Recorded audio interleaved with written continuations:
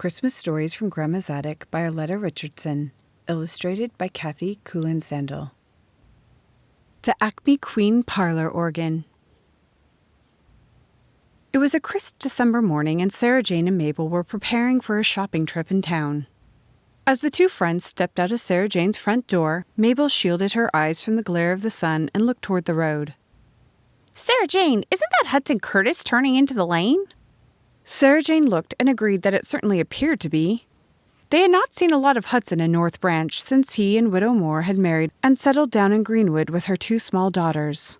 As minister of the Greenwood Church, Hudson was presumably busy with his flock and his new home responsibilities. "Why would he be coming here?" Sarah Jane wondered aloud. "You're the one he turns to in time of crisis." "We're about to find out," Mabel replied, and they walked over to meet him before he could alight from his sleigh. "Good morning, Sarah Jane, Mabel," he said. "Lovely day, isn't it?" "Beautiful," Sarah Jane agreed. "What brings you to town, Hudson?" "Good morning, Hudson," Mabel quickly interjected. "How are Addie and the girls?" "Fine, just fine," he answered. "In fact, Addie is the reason I'm here." They waited for him to continue. "Christmas will be here soon," Hudson went on. "I made a mistake last year." "No news there," Sarah Jane muttered under her breath. "My folks never made much of Christmas," Hudson said. "They thought giving presents to people who didn't need them and probably didn't want them was a waste of time. If they wanted something, they bought it, so we never exchanged gifts. But after not giving Addie anything for the past couple of years, I finally realized that isn't her way. Not that she complained," he hastened to add. "I just sensed that she was disappointed. So this year I decided to make it up to her. That's why I came to ask your help, Sarah Jane." Sarah Jane blinked in surprise. "You want me to buy a Christmas present for Addie?" she asked. "Oh, no, I've already decided what to get for her. Since you live closest to the station, I thought you might keep it in your parlor until Christmas." "Closest to the station? You're buying her a train?" As usual, the intended humor sailed right over Hudson's head.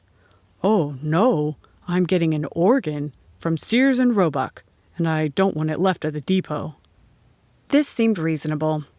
"I guess we could keep it for a couple of weeks," Sarah Jane said. "That's a very nice gift, Hudson. Addie will enjoy it." He nodded. "Yes, she has hinted that she would like the girls to have music lessons. I'll have it shipped in your name and ask Percy to bring it over here. I'm really much obliged to you, Sarah Jane. I'll come and get it the week before Christmas." Thus was the stage set for a comedy of errors that would have satisfied even Shakespeare's sense of the ridiculous.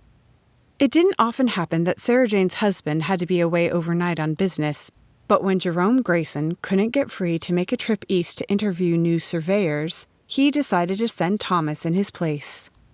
Thomas was to be gone until the week before Christmas. "At least he won't be here to tease me about getting involved with Hudson's schemes," Sarah Jane said, telling Mabel about the intended trip. "The organ will have come and gone before he gets home." A few days later, Percy and a helper came bearing a heavily crated object and brought it into Sarah Jane's parlor.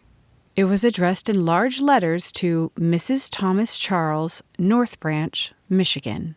It did take up a large amount of wall space. "Jessica is disappointed," Sarah Jane said when Mabel stopped by to see the crate.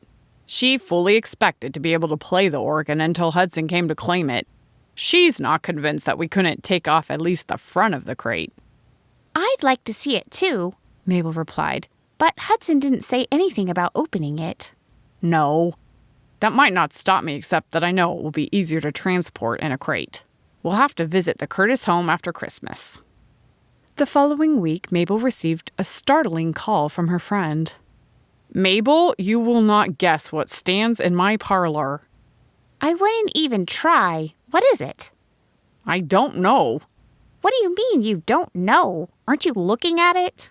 "Yes," Sarah Jane admitted. "but I don't believe it. Come over and see." "Well, what in the world?"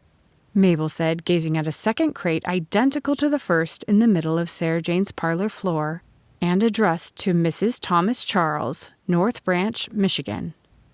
"My words exactly," said Sarah Jane. "Percy just stood in the door and said, 'It come in on the morning train, ma'am. I was told to bring it over, and here 'tis.'"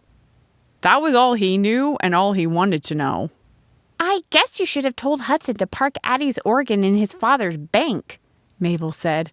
I hope they aren't going to keep coming from now until Christmas. Do you think he's getting one for his church? More likely he forgot he ordered it and sent for another one, Sarah Jane said. Why did I get mixed up in this? We'd do better to worry about getting out of it, Mabel replied. Have you called Hudson? No, I haven't. I wouldn't mind chewing him out, but I'd hate to ruin Addie's surprise. Call him at the church then. You may catch him there. Hudson arrived that afternoon and surveyed the 2 boxes in bewilderment. I can't imagine what happened, he said. I ordered just one Acme Queen parlor organ, or at least I'm quite sure I did. Well, now you have 2 of them, Hudson, and my parlor is getting a bit cozy. I'm sorry, Sarah Jane. I'll send one back immediately. I didn't plan it this way. He could jumble things up worse if he did plan them, Sarah Jane grumbled after he had left. I certainly hope this is straightened out before Thomas gets home. He'll never let me forget it. The excess organ was shipped back, and on the day that Thomas was due home, Hudson appeared in good time with one of his parishioners to pick up his crate.